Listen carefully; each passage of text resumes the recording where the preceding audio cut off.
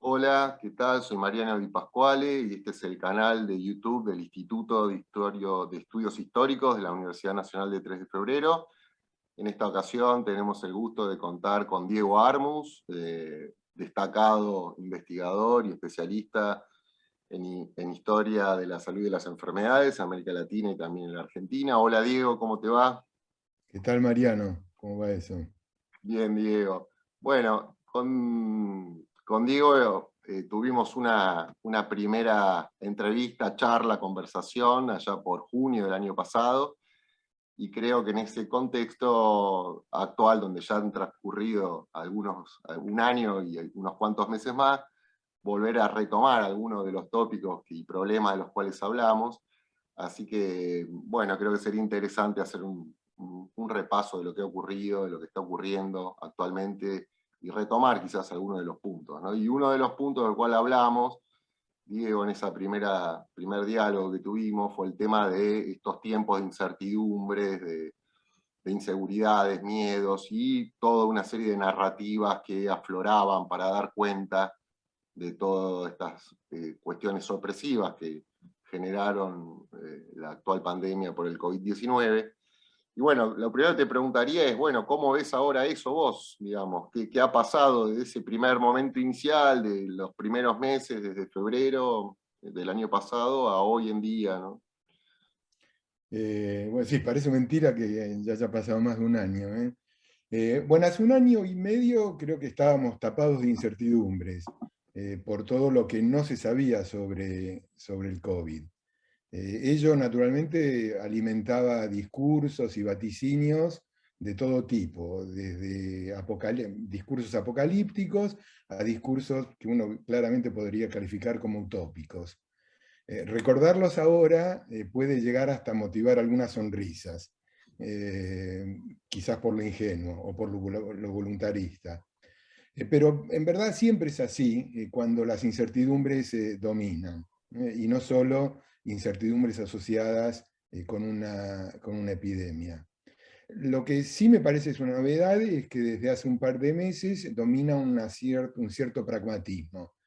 Resulta este pragmatismo en gran medida y en todos los lados, ¿no? No solamente en la Argentina, de lo difícil que ha sido lidiar con este virus. Algo así como un aprendizaje a cachetazos, fruto de la colección de vaticinios cerrados, algunos muy equivocados, y también hay que decirlo, vaticinios muy poco modestos.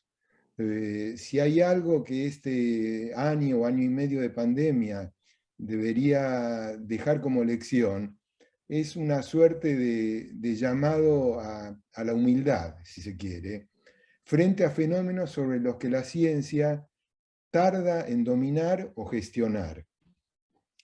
Ahora el pragmatismo que domina el cuadro, que domina la situación, apunta a cuestiones muy básicas. El ya consabido distanciamiento social cuando es necesario, subrayo esto de cuando es necesario, porque eso también ha sido un aprendizaje.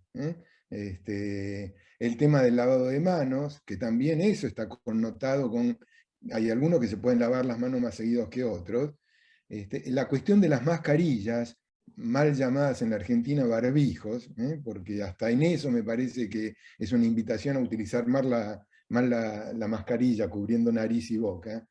Y naturalmente la gran novedad, frente a un año, frente a junio fue cuando hablamos, creo, lo de las vacunas.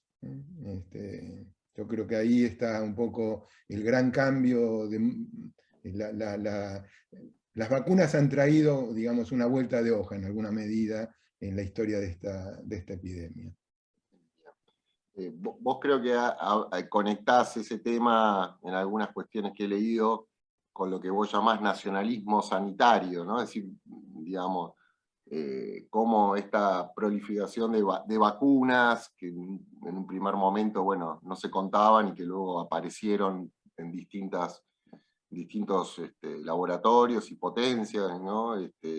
Bueno, generó también este otro proceso, ¿no? Estaría bueno que nos cuentes un poquito ¿Qué entendés por eso? Sí, lo de quizás vale la pena empezar con algo, digamos, si no celebratorio, pero un dato optimista, ¿no? De este momento de la pandemia. Lo de las vacunas contra el COVID es un capítulo notable en la historia de la biomedicina.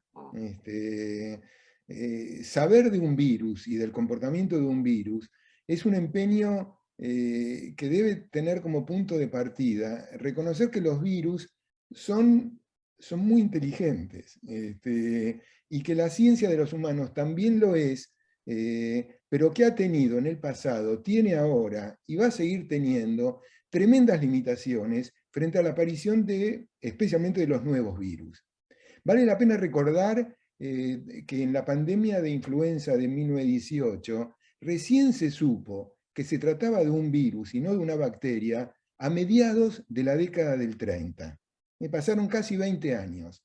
Con el COVID, la velocidad con que se han obtenido las vacunas es realmente notable. Uno podría decir, bueno, en 1918 está lejos, más de un siglo, pero recordemos que hemos estado conviviendo con el SIDA por 40 años y para el SIDA todavía no hay vacunas. Entonces, con el COVID, la velocidad con que se han obtenido las vacunas es realmente notable. Sin duda, presenciamos un impresionante por lo rápido, digo, triunfo de la biomedicina. En ese triunfo creo que se han reafirmado los principales centros de producción científica.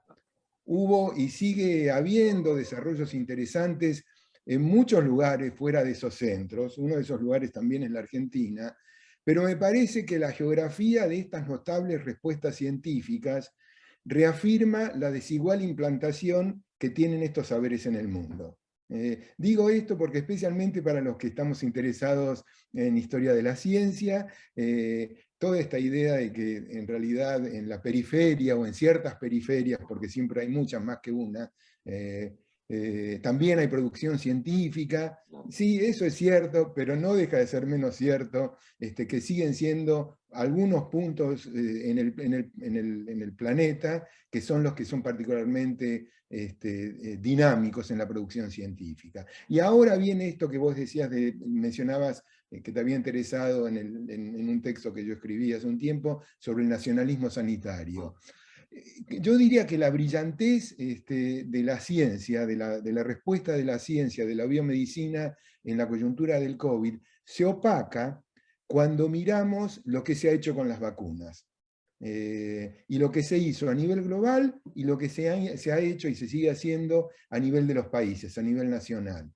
Empecemos por el nivel global. La OMS tuvo una iniciativa muy razonable apuntando al abastecimiento equitativo de vacunas a partir de lo que se sabe y se sabe muy bien. Los virus no necesitan pasaporte para pasar fronteras. Y entonces la estrategia era tratar de cubrir todo el globo con la primera camada de vacunas que estuviera disponible. Pero esa iniciativa de la OMS, de la Organización Mundial de la Salud, no prosperó o logró muy poco. Y ese balance tan pobre, digamos, yo diría que no es el resultado de la ineficacia de la Organización Mundial de la Salud, sino del nacionalismo sanitario que terminó definiendo en verdad dos pandemias, la de los países ricos y de los países que no lo son tanto o son bastante más pobres. Ese lamentable nacionalismo sanitario tiene en Trump naturalmente un adalid, pero no es solamente Trump. Trump sería el nombre más fácil para poner en la lista. Junto a Trump hay otros, por ejemplo también en la India, uno de los países con mayor capacidad de producir masivamente vacunas, el primer ministro Modi entró en una tesitura totalmente nacionalista respecto de, bueno, producimos vacunas, pero ¿a quién se las damos primero? Y ahí es cuando yo insisto en el tema del nacionalismo sanitario. Lamentable capítulo de la historia de la salud pública en esta pandemia. Este capítulo de las vacunas me parece que que sigue abierto. Y sigue abierto por muchas razones. Por la posibilidad de nuevas cepas, frente a las cuales las vacunas de las que disponemos ahora pueden ser parcialmente eficaces, y también porque todavía no sabemos cómo va a terminar la cuestión con la variante Delta en América Latina, y la gran incógnita es África, que por ahora ha mostrado una mortalidad muy baja, pero yo creo que después de haber leído infinidad de interpretaciones de por qué no ha pegado en África, todavía seguimos con esto que hay que aceptar, de que hay un montón de elementos sobre el comportamiento del virus de los cuales todavía no se sabe. De modo que es un poco, a eso apuntaba cuando yo hablaba de nacionalismo sanitario. No, y claramente se desprende de que la pandemia sigue, no es que ha terminado y que tenemos más preguntas, no es que se resolvieron todas las incógnitas, ¿no? Hay más cosas por seguir pensando y reflexionando, y bueno. Y en ese otro punto, quizás, y retomando y conectando, también creo algo muy interesante para compartir, ¿no?, con los videntes del canal, esta idea tuya, que sin duda es muy interesante, de civilidad sanitaria, ¿no? Y contrastando un poco lo que entendés por eso, y sobre todo en Oriente, donde parecería que esa cultura está más arraigada, con más experiencias, frente a un Occidente que ha empezado a aprender, o no le quedó otra que medio a los tumbos, ir aprendiendo de qué se trata eso, ¿no? O de qué se trataría, ¿no? Eh, sí, sí. A ver, quizás para retomar con algo que Sí. habíamos hablado más de un año atrás, ¿no? Cuando entre los historiadores de las epidemias y de las enfermedades se habla mucho de la dramaturgia de las epidemias, ¿no? Algo así como una sucesión de capítulos que en general, pero subrayo solo en general, parecen estar presentes en todas las epidemias. Y los capítulos son más o menos los siguientes. Hay un primer momento, que es un momento definitivamente biológico, en muchos casos ajenos a la acción humana, donde un microorganismo salta de una especie a otra y de allí a los humanos. Y ahí empieza el problema de la epidemia. Llegado ese microorganismo a un grupo social determinado, aparece también un momento de total incertidumbre. ¿Por qué? Porque no se sabe, es un microorganismo nuevo, produce síntomas para los cuales no hay respuestas eficaces, en fin, un momento de incertidumbre, como el que vivimos hace un año y medio atrás. Y, y ese momento de incertidumbre, quizá, en general, tiene un momento en que se lo trata de ocultar, y aquí juega un poco el rol del poder político, pero cuando los muertos ya suman muchos, empieza un proceso de reconocimiento, de aceptación de la existencia de la epidemia. Y en ese proceso de aceptación de la existencia de la epidemia, lo que va a venir es una suerte de infinidad de explicaciones tratando de poner orden a esa incertidumbre. Y aquí vienen las explicaciones de todo tipo, algunas delirantes y otras no tanto. Pero algo hay que hacer con eso que todo el mundo está viviendo y que no está bajo control. Luego vienen las intervenciones, por lo general, intervenciones que han sido meramente paliativas. En la historia de las epidemias, en realidad lo que logra hacer la salud pública es bastante poco. Entonces vienen las intervenciones, por lo general más o menos paliativas, para lidiar con el azote epidémico. La inmunidad colectiva en algún momento empieza a consolidarse, otra vez quizás no tanto por las intervenciones de salud pública, sino porque la gente está viviendo con el drama de la epidemia, y hay una cantidad de población ya contagiada, que sobrevive o que muere. Y ahí empieza a apagarse el fuego epidémico, ¿no? Se apaga el fuego epidémico y viene la última etapa, que es la etapa del olvido o del recuerdo de lo que pasó, ¿sí? Sobre esto se podría hablar muchísimo y se puede especular mucho sobre por qué se recuerda o se olvidan ciertas epidemias. Traigo todo esto de la dramaturgia, de la que hablamos hace un año, porque tal vez, subrayo tal vez, tal vez con mayúsculas, no solo subrayado, estemos en un momento en que lo peor de esta pandemia haya pasado. Y entonces viene la pregunta, ¿qué queda de esta paliza? ¿Qué queda de la paliza de este año y medio de COVID? Ya sabemos que todo esto de lo que se venía hablando, la nueva normalidad, no es ni tanta novedad, ni tampoco tan nueva, ¿verdad? Me parece que ya hablar sobre eso no tiene ningún sentido. Quizás 3 meses atrás era un tema interesante de discutir. Ahora ya está claro que la nueva normalidad no es tal, o al menos no es tal en los términos tan contundentes y absolutos como se la planteaba. Estamos sin ninguna duda acá en el terreno de las conjeturas, por eso dije, tal vez estamos al final de la pandemia. Se suele usar a la peste negra para explicar, por ejemplo, consecuencias y aprendizajes muy radicales traídos por una pandemia. Y en el caso de la peste negra, la crisis del feudalismo. Yo diría que con el COVID, y aún tomando la multidimensional crisis que el COVID ha traído, y además de reconfirmar aquello de que los que más sufren una epidemia son los pobres, y que como han resultado en todas las otras epidemias, no hay democracia aquí en la epidemia, no pega a todos por igual. Creo que la pregunta que está circulando ahora, la inquietud, es que si quedará algo de todo esto de los aprendizajes sociales, ¿no? Que uno podría decir aprendizajes sociales y también aprendizajes políticos. No pienso, y si uno piensa específicamente en aprendizajes para la ciencia, uno que podría ser bastante obvio es que los presupuestos que los estados deben destinar para la ciencia tienen que ser mucho mayores. Aún así, en el así llamado norte global. Y aún en el norte global, estos presupuestos son muy erráticos, de corta o mediana duración. Hay quienes hablan de una dieta de abundancia y después de hambre.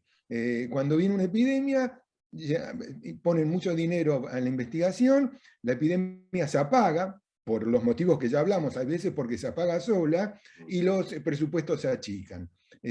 No me refiero a eso, porque esos no son temas cruciales en países como la Argentina, que está en crisis, ¿no? Aun cuando sería espléndido que la ciencia reciba más fondos en el presupuesto, del presupuesto nacional. Me refiero más al nivel de la vida cotidiana, para lo cual no se necesitan grandes recursos financieros. Y acá me gustaría contar una anécdota. Yo en 2019 estuve dando un seminario en Shanghái, y era en pleno verano. Y el verano de Shanghái es peor que el verano de Buenos Aires o el verano de Nueva York. Esa combinación espantosa de humedad y 30, 35 grados de calor. En un momento una de las estudiantes llega al aula del seminario con una mascarilla. Yo naturalmente me sorprendí, estamos en pleno verano, le pregunto qué es lo que pasa, me dice, bueno, me siento mal, y como me siento mal, quiero primero preservarme yo, y segundo, no tengo por qué venir acá a armar algo quizás que termine desparramando mi malestar al resto de la clase y naturalmente a mí como profesor. Me pareció muy atractiva la explicación. Y bueno, un año y medio más tarde me acordé de todo esto, en plena pandemia del COVID. Lo que quiero decir es que esta cuestión de las mascarillas no es poca cosa. No es poca cosa por las razones de las que hablamos hace un rato. Ahora, en pleno pragmatismo, sabemos que hay 4 o 5 cosas que están a mano, y una de ellas es el uso consciente, racional de la mascarilla. Lo que quiero, esto es importante porque, al menos de mi perspectiva, porque estamos viviendo un tiempo de epidemias. Pensar que cuando termine la epidemia de COVID, se acabaron las epidemias, es ante todo un fruto de la ignorancia. Desde la década del 70, los virólogos y epidemiólogos ya venían anunciando que fines del siglo XX y comienzo del siglo XXI no iban a ser más que décadas donde los ciclos epidémicos iban a estar presentes. De modo que yo creo que esto sería el primer punto. Las mascarillas llegaron para quedarse en el sentido de para incorporarlas en nuestra vida cotidiana, sin patalear, con conciencia, como lo ha hecho esta estudiante en Shanghái. A propósito, todo Oriente, todo Extremo Oriente, tiene muy incorporado el uso de las mascarillas. Y tiene muy incorporado el uso de las mascarillas a lo largo de todo el siglo. Y no solo a lo largo del tiempo, sino también es una costumbre, una civilidad sanitaria que está más allá de los regímenes políticos. Taiwán y China continental, en los dos lugares se usa muchísimo la mascarilla. En Japón y Tailandia también, en Corea del Sur también, en Vietnam también. De modo que aquí lo que hay es un tema interesante que naturalmente nos llevaría muchísimo tiempo y sobre el cual yo no puedo dar explicaciones muy convincentes, pero que está claro que hay ciertas sociedades, ciertas culturas que han logrado capitalizar aprendizajes de previas epidemias. Y creo que en Occidente, cualquiera la definición de Occidente que utilicemos, lo de las mascarillas al calor de la epidemia del COVID ha sido un gran desafío y sigue siéndolo, ¿no? De modo que me parece que ahí hay una cuestión interesante con la civilidad sanitaria que esperemos haya dado algún tipo de, si no de lección, de experiencia a tomar en cuenta, ¿no? Bueno, no, súper interesante. Yo me gustaría seguir profundizando en esto de la civilidad sanitaria, porque vos por ahí al pasar dijiste, bueno, esto por un lado enseña, ¿no?, a cuestiones y prácticas de la vida cotidiana, pero por ahí también dijiste algo de la política, ¿no? Es decir, también cómo los gobiernos gestionan, ¿no?, y el contagio, ¿no?, por decirlo ahora, ¿no? Y vos ahí, ¿qué pensás respecto de eso? Sí, también pues, que es un tema largo, pero lo que sí diría es, una epidemia es un evento político. Portualmente tiene todas las connotaciones biológicas, culturales, está claro. Pero me refiero que decidir que una epidemia se ha transformado en epidemia es una decisión política. Uno puede pensar, una enfermedad puede ser una enfermedad epidémica, puede ser una enfermedad endémica.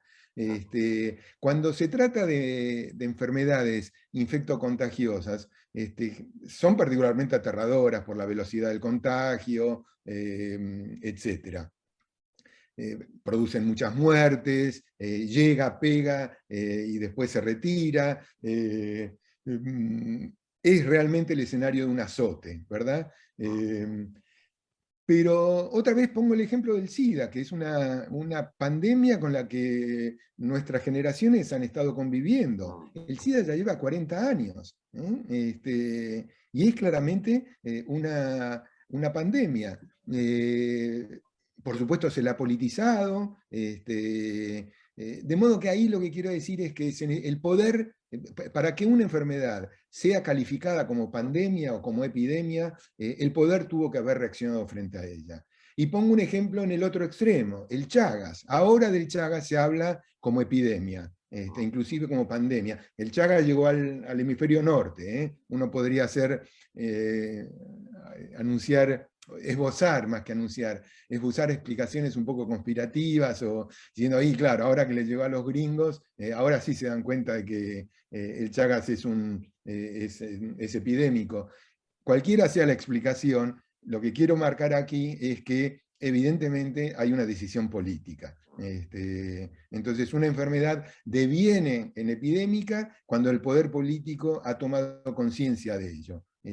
Y por supuesto que hay infinidad de enfermedades endémicas que el poder político lo puede tomar, pero de costadito, sin hacerse demasiado cargo, porque estas enfermedades endémicas están muy lejos de los centros de poder, no afectan a los más ricos, en fin. De modo que ahí me parece que hay un tema que a mí me parece interesante, que es, sí, pensar que efectivamente estamos frente a un evento biológico, un evento social, un evento cultural, económico, pero también político, ¿no? Bueno, para terminar, si te parece, ¿cuándo termina una pandemia? Y eso es muy complicado de decir, porque uno puede, en general las explicaciones de los epidemiólogos es que definen un umbral y dice, bueno, debajo de este umbral, si no hay esta cantidad de muertos, se acabó la pandemia, o se acabó la epidemia. De algún lado, de algún modo, como ocurre siempre, hay que cortar, poder definir, bueno, nosotros los historiadores lo sabemos muy bien, pero así como sabemos de eso, creo que también sabemos de procesos. Y entonces hay cantidad de epidemias que en realidad han terminado porque dejaron de matar a izquierda y derecha, pero que dejan un rastro, síndromes postepidémicos muy, muy, muy marcados. El caso de la polio es uno de ellos, por ejemplo, ¿no? Entonces, ahí otra vez, una epidemia, la terminación de la epidemia también es una decisión política. Y, eh, y me parece que es inevitable que así lo fuera, ¿no? Otra vez en situaciones muy distintas a las que vivimos, uno podría decir, se controla el pico epidémico y luego se asignan recursos para lidiar con todas las consecuencias traídas por ese ciclo epidémico. Consecuencias que no son solamente sintomáticas, son también a nivel social, cultural, económico, etc. Pero como sabemos, la realidad es mucho más mezquina de lo que nos gustaría. De modo que no sé si la respuesta es muy convincente, pero creo que también la idea de la terminación de epidemias es finalmente, del fin de una epidemia, es también una decisión política. Bueno, Diego, te agradezco muchísimo en nombre del Instituto de Estudios Históricos de la Universidad Nacional de 3 de Febrero para su canal de YouTube y te agradezco, seguramente vamos a volver a hacer algún encuentro y bueno, muchísimas gracias. Bueno, tal vez el próximo encuentro sea al final de la epidemia, ¿no? Tal vez. Veremos. Ok, ok, un abrazo. Un abrazo. Chao, chao, suerte.